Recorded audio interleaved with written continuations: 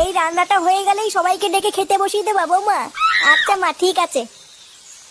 মা, মা, এই বাঞ্চতটা এখানে কেন এসছে? তুই কার কথা বলছিস?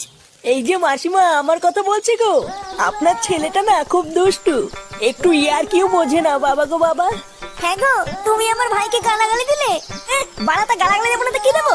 ও বলছো তার বাল, বাড়া আমাকে ঘরে একা পেয়ে আমার প্যান্টের ভিতরে হাত ঢুকে দিয়েছে। মা গো মা, জামাই বাবু তুমি অত রেগে যাচ্ছ কেন?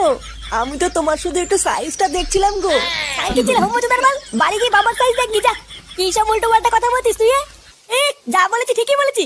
লেওরা আজকে প্যান্টের ভিতরে হাত ঢুকে দিচ্ছে, কালকে তো বলবে হালকা করে পুঙাও মেরে দাও। এই কি হয়েছে রে? এত চেঁচামেচি কিসের? দেখুন না মেশামশাই, মা গো মা, আপনার ছেলে একটু ইয়ার কিউ বোঝে না। ওটাই আর কি ছিল বাঞ্চুদ? দেখেছেন তো কিভাবে বলছে। দেখো মা, আমি কিন্তু বলে দিচ্ছি, এই চুদির ভাই যদি বাড়িতে থাকে আমি কিন্তু বাড়ি থাকবো না, বলে দিলাম। চোরে বাচ্চা, তুই ঘর থেকে বেরিয়ে যা।